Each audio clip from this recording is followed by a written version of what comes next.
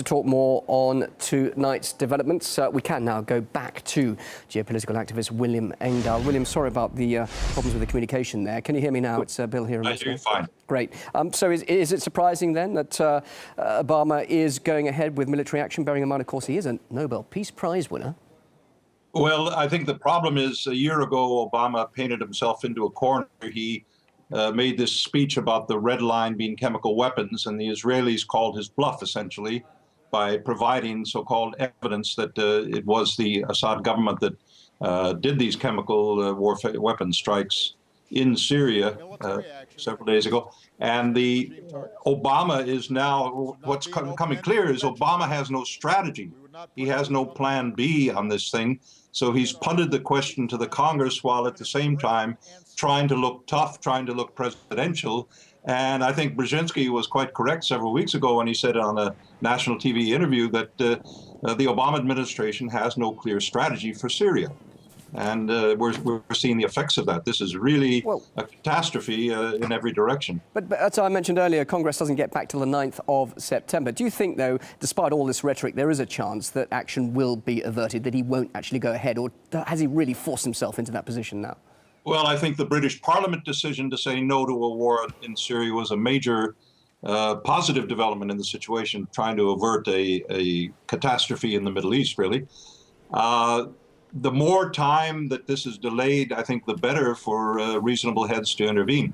When Donald Rumsfeld, Bush's Secretary of Defense in the Iraq and Afghanistan wars, comes out, as he did 2 days ago, and said America has no national interest in going to war over Syria, I think that's a pretty sobering statement from someone who has no hesitance about launching wars based on fake evidence. So, you know, there's no win in this for Obama looking tough to be macho and be presidential. But despite the fact he has said he's going to go ahead with intervention, what sort of reaction do you expect from Russia and indeed the rest of the international community to this right now? Well, let's see what the Congress says. Let's see what the Congress says first, because if the Congress votes no, as they did in the UK, and Obama then has painted himself into a second corner, you know, Israel and Saudi Arabia have driven this chemical weapons thing from the get-go.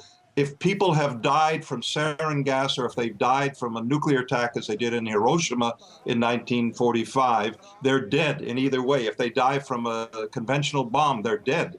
So what is the incredible drama over chemical weapons? I'm against all forms of warfare to solve international problems.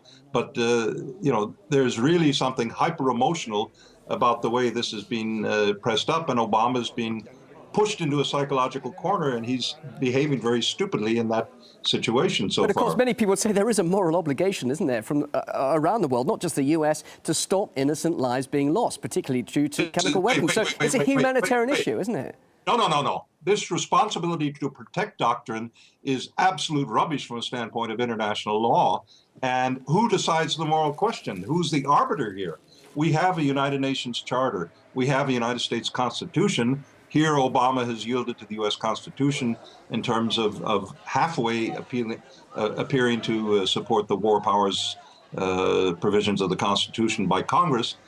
But the international obligations under the UN Charter are quite clear. The Security Council has to give approval. So Obama saying we have the right to do anything by force for humanitarian reasons, that's rubbish. That's absolutely. All right, William, what are the regional implications if there is a military strike then? The reaction from Iran, for example, what could the fallout be?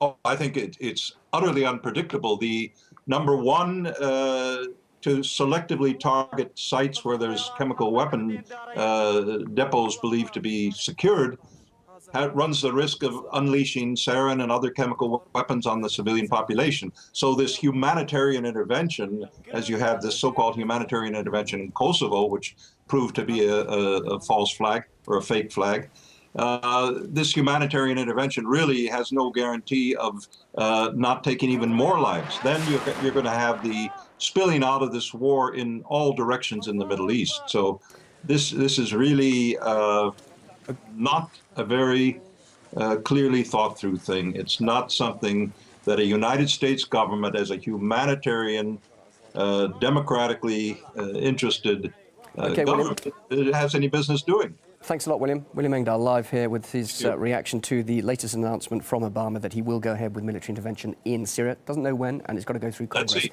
Thank you, William Engdahl.